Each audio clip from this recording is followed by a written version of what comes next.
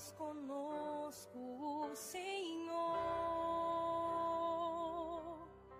exultemos de alegria.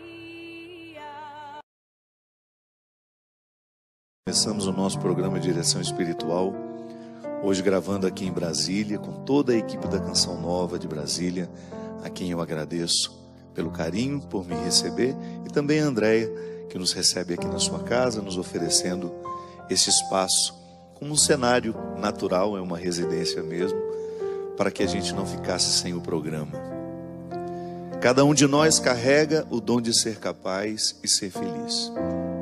E um pouquinho antes, numa estrofe que vem antes deste último refrão, nós dizemos que num dia a gente chega e no outro a gente vai embora.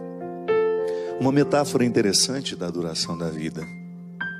Sim, o poeta, neste caso aqui, Renato Teixeira e Almir Sater, falam de maneira muito simples e ao mesmo tempo nos proporcionando uma poética interessantíssima, colocando a vida justamente quase que como num susto, porque é mesmo.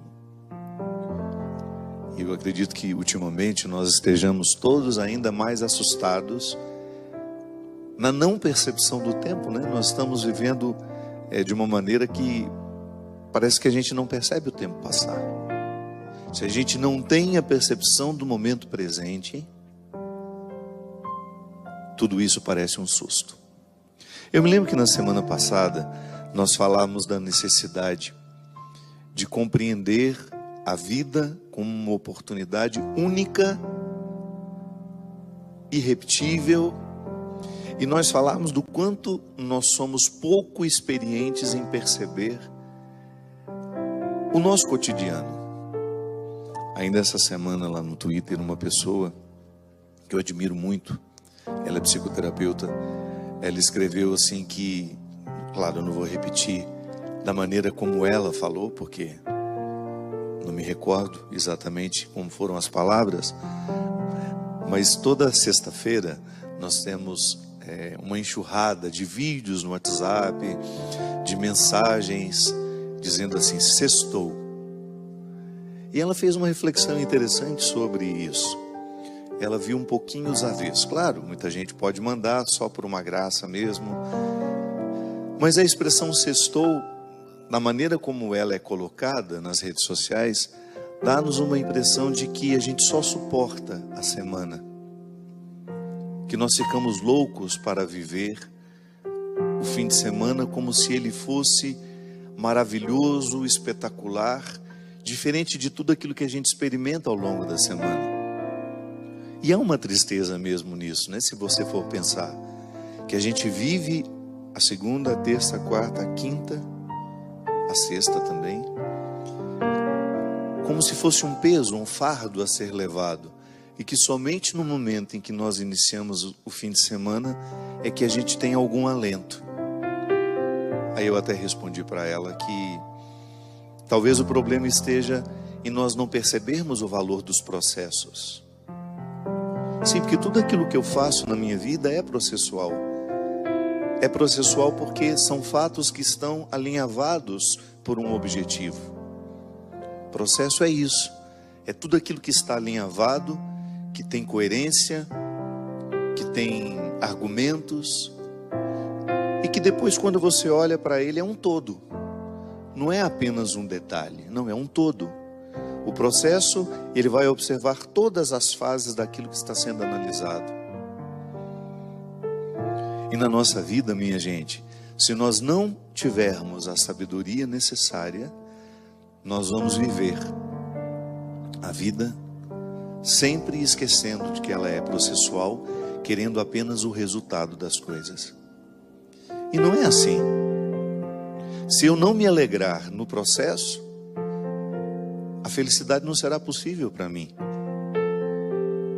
Jung, que foi um grande seguidor de Freud, que depois criou uma forma muito única de ver a psique humana, ele dizia justamente que o ser humano ele fica vivo à medida em que ele é alimentado por um desejo. Se a gente não deseja, Se a gente para de desejar, a gente aos poucos vai morrendo. Sim, porque para ele o desejo é um elan vital que nos mantém vivos. É aquele movimento interior que faz com que a gente tenha disposição de acordar todos os dias, de ir trabalhar, de ir viver, de fazer o que a gente precisa fazer, porque um desejo nos alimenta. Jung dizia que quando nós vivemos a satisfação do desejo, pode haver até uma certa frustração. Aí a gente vai descobrir que o melhor do desejo era construí-lo, e nem tanto a sua realização. É daí que nasce aquele ditado popular que o melhor da festa é esperar por ela. Sim, a experiência de você cultivar um desejo, e você pode chamar de outra coisa, pode falar de outra forma isso. Viktor Frankl chamava de sentido da vida. Quando você mantém vivo o sentido das coisas, da existência, daquilo que te faz ser quem você é, você começa a saborear o processo, que não é só um resultado do sentido da vida, não. O sentido da vida pode até me levar a alguns resultados, mas nem sempre eu tenho resultados daquilo que eu faço. Mas eu preciso descobrir uma satisfação ali naquilo que eu faço. É o preparar. É igual o significado da palavra esperança. A esperança não é um conceito estagnado, pronto. Não, porque eu espero, eu digo, eu estou esperando. Mas significa que enquanto eu estou esperando, eu estou construindo aquilo que eu espero. Também aí você tem uma dimensão processual.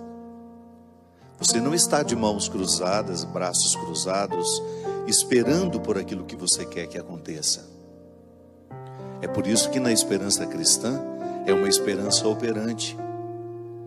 Um conceito que a gente pega de um filósofo não, teólogo, protestante inclusive, Moltmann, dizia de maneira sofisticada que a esperança cristã, ela é operante. Isto é, eu opero enquanto espero. Eu faço, eu construo aquilo que eu estou esperando. Essa é a esperança cristã em relação à eternidade. Às vezes muitas pessoas têm uma certa ansiedade, né, em relação à eternidade. E eu compreendo, nós que somos ocidentais, nós temos uma dificuldade muito grande de lidar com a eternidade, porque nós ocidentais somos muito racionais. Na semana passada eu falava da monja Regina, que é uma hinduísta. E chegou um momento de algumas explicações que ela estava nos dando, e eu percebi que ela ia ficando assim, como que sem graça diante de nós. Aí ela parava e falava, mas isso não dá para explicar. Sim, porque embora ela seja ocidental, ela está vivendo uma religião que tem uma filosofia oriental muito baseada numa capacidade que eles têm de não precisar perguntar racionalmente sobre tudo. Eles convivem bem com a pergunta. Eles não têm tanta necessidade da resposta. E às vezes a fé parece até ingênua. Mas nós que somos ocidentais, com essa necessidade de racionalizar tudo, nós muitas vezes olhamos para a eternidade e queremos entendê-la. E às vezes eu, como padre, vivo o constrangimento de ter de falar sobre isso de forma racional, quando na verdade a eternidade não cabe nos nossos conceitos racionais. Aí a pessoa me pergunta, padre, como é que é depois que a gente morre? Primeiro, eu não morri também, não sei, estou na mesma situação que você. Aí a minha fé, eu como cristão, eu sou levado a acreditar que a eternidade será o meu encontro definitivo com Deus. Isso pode significar tanta coisa, mas não dá para racionalizar isso. Porque se eu tentar racionalizar, há pessoas que têm necessidade de imaginar o céu igual uma cidade, com ruas, com casas, onde moram os melhores, onde moram os piores. Há pessoas que têm necessidade imensa de pensar o céu como se fosse um lugar igual aqui. Sim, se eu estou falando de eternidade, naturalmente eu preciso esquecer o tempo e o espaço, que são categorias humanas, terrenas.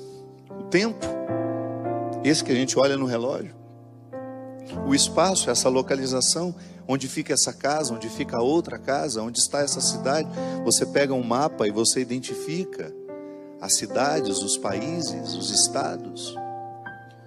Bem, se eu quiser compreender a eternidade a partir dos conceitos racionais e daquilo que racionalmente eu posso falar, eu vou ficar com uma visão muito mesquinha da eternidade.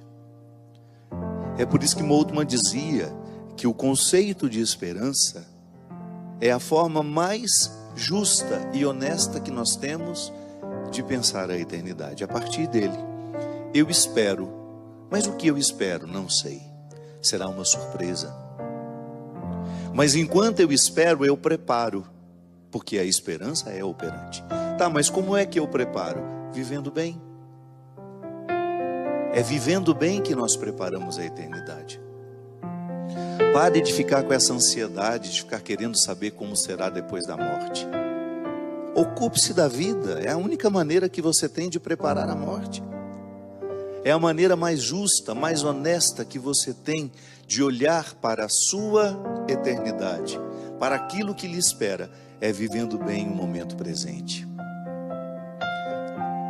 Por isso que nós não podemos compreender uma religião que nos faz ter desprezo pelo tempo e pelo espaço. Durante muito tempo, vigoraram algumas espiritualidades que ensinavam as pessoas a ter desprezo pelo mundo. Não faz sentido, minha gente.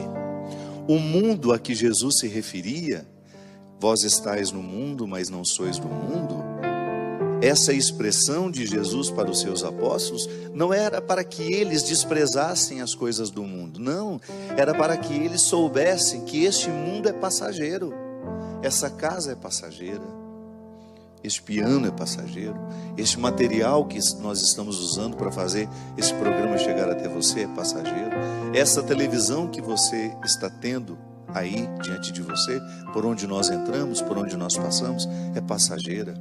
O dinheiro é passageiro, o sucesso é passageiro. Aí Jesus está ensinando que há uma maneira interessante de lidar com o tempo e com o espaço. Tá bom, eu tenho, mas eu não vou me apegar àquilo que tenho, porque tudo isso passa. É igual o apego às pessoas. Eu sei que é muito difícil a gente perder alguém, mas o nosso excesso de sofrimento na perda está justamente em não aprendizado.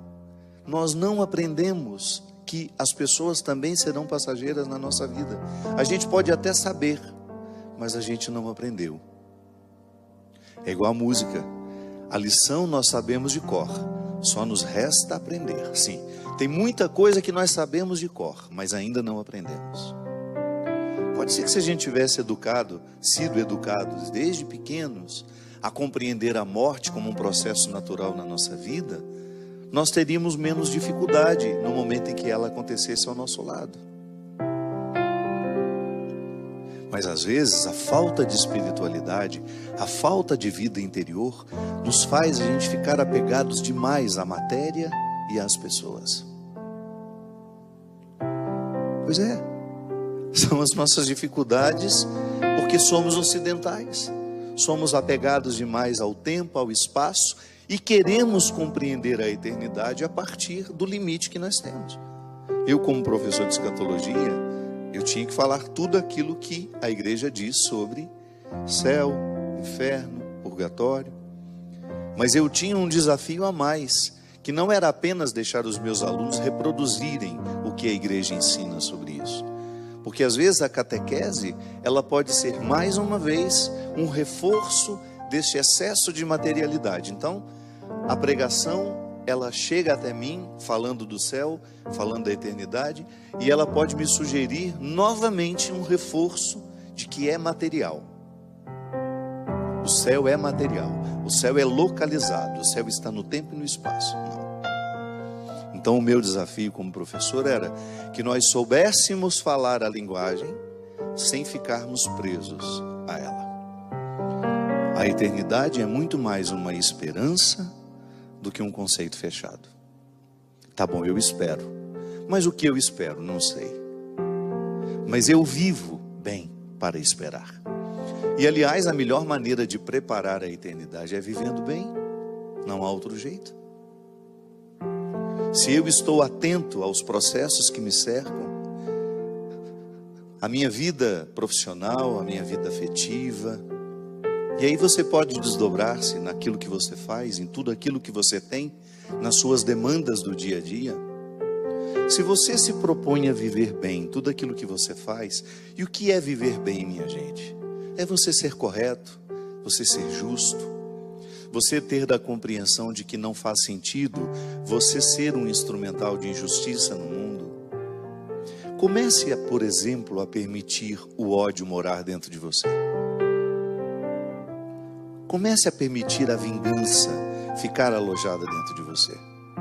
Permita que a vingança, que o ódio, que o rancor comecem a dar ordens às suas atitudes.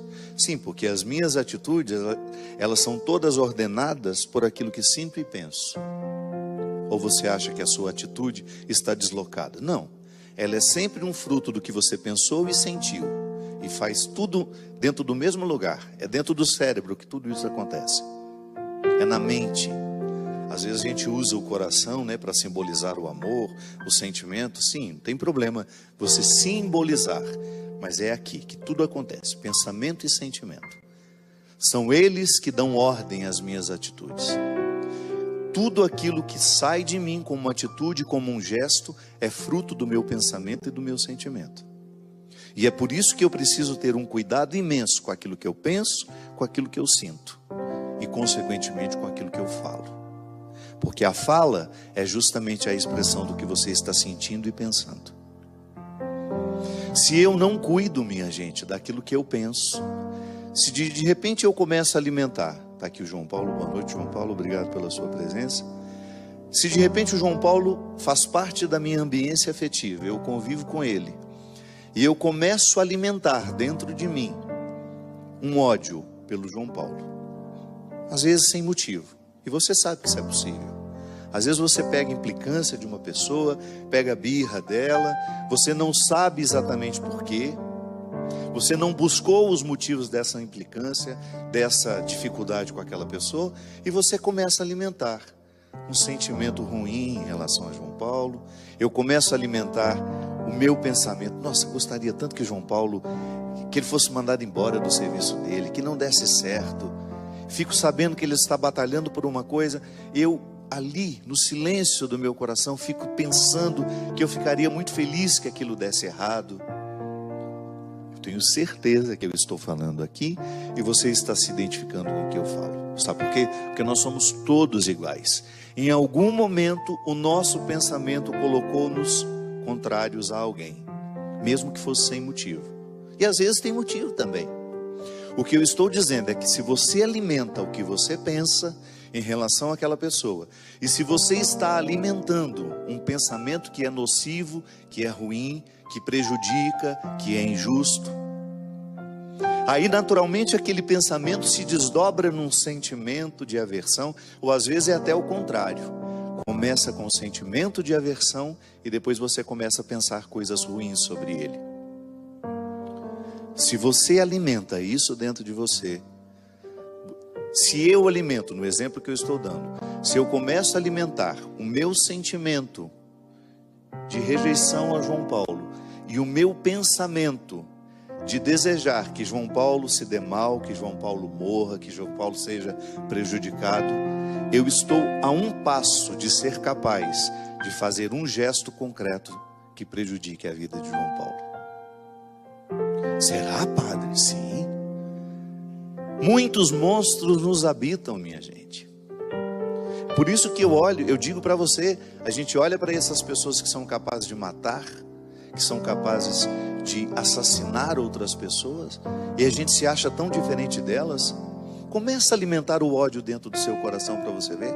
Comece a alimentar a vingança, e de repente você está achando normal pegar uma arma e acabar com a vida daquela pessoa. Comece a alimentar os sentimentos que são diabólicos para você ver. Um prazo, sei lá de quanto tempo, 2, 3, 4, 5 meses, às vezes um ano, você será capaz sim de tirar a vida daquela pessoa. Por quê? Porque o diabo se alojou no seu pensamento e no seu sentimento. E é por isso que a palavra, às vezes ela é tão enganosa. Às vezes uma pessoa fala uma coisa para você, uma palavra que expressa bondade, mas a palavra já está a serviço. Ela já é ardilosa, ela já tenta lhe enganar, porque ela já está a serviço de um pensamento maldoso e de um sentimento maldoso. Eu sempre digo isso. Dá tréguas aos seus sentimentos e aos seus pensamentos, e o diabo faz parte da sua vida. Começa a fazer parte da sua vida. Aquela história de possessão demoníaca, eu nunca vi aquilo que aparece nos filmes. Nunca vi. Agora eu vejo o diabo alojado na mente de muitas pessoas o tempo todo, que estão articulando maldade, não têm um mínimo de responsabilidade com os outros, são desonestas, são injustas. Ali sim o diabólico está tendo espaço para agir no mundo, através daquela pessoa. Então vamos só recapitular. A minha atitude é um fruto do que eu penso e do que eu sinto. Se eu estou alimentando pensamentos ruins, injustos, aí você pensa tudo aquilo que é ruim: mentira, infidelidade, maldade. Se o meu pensamento está nutrindo isso dentro de mim, ele está então julgando sentimentos também ruins, que vai me colocar numa oposição, que vão me colocar numa oposição em relação às outras pessoas. E sem perceber eu me torno um instrumento do mal. Volto a dizer, estou falando aqui e você está pensando. Claro, é bom assim. O programa só tem sentido se ele nos faz pensar.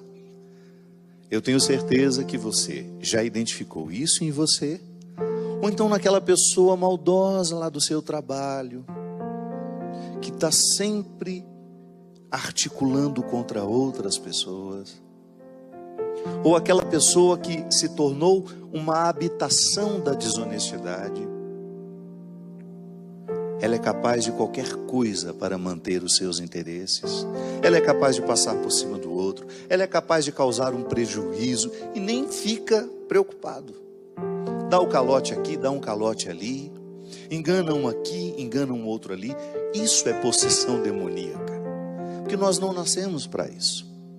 Mas em algum momento da vida, seja lá no nosso processo formativo, na primeira infância, quando nós somos tão frágeis, quando nós não somos capazes de refletir sobre os nossos pensamentos e sobre os nossos sentimentos, porque a gente ainda não sabe nem o que é certo, o que é errado, se não existe alguém ali para nos ajudar a purificar o que nós estamos sentindo e pensando, com frases muito práticas: meu filho, isso não pode, porque a criança, minha gente, ela não esconde o que ela pensa e o que ela sente. Tanto é que em muitos momentos, quantas vezes uma criança de 3, 4 anos fala: eu vou matar você. Grita isso para a mãe, porque está sendo contrariada. A gente pode pensar: mas isso é tão inocente, é coisa de uma criança. Sim, se não há uma correção ali naquele momento, carinhosa, amorosa, dizer: meu filho, nunca mais diga isso, porque é muito feio matar alguém. Para que ela possa começar a entender, para que aquela linguagem não crie dentro dela uma disposição ao pensamento futuro e ao sentimento futuro, que quando alguém me contrariar, é justo eu poder matá-la. Eu posso matar. Se a gente não tem uma pessoa nos orientando, minha gente, seja pai, seja mãe, seja avó, avô, tio, irmão, vizinho, se nós não tivermos na fase em que nós não temos este filtro do certo e do errado, se nós não temos alguém para nos ajudar a entender o que a gente sente, o que a gente pensa, nós nos tornamos futuros assassinos. Nós seremos, em potencial, aqueles que invadiram a escola e exterminou todo mundo. Quando é que começou aquele crime? Naquele dia, num dia anterior? A justiça já chegou à conclusão de que foi um crime premeditado. Sim, mas uma semana antes, 2 meses antes, não. Aquilo ali começou na infância daqueles meninos, quando o essencial foi negado a eles. O essencial, quando nos é negado, minha gente, deixa um buraco imenso. Uma criança não nasce para ser bandido. Ela não nasceu para dar errado. Agora, o que nós fazemos com ela contribui justamente para que aquela índole, às vezes maldosa que ela tem, cresça. Porque quem pode dizer que nós também não temos essas índoles dentro de nós? Temos.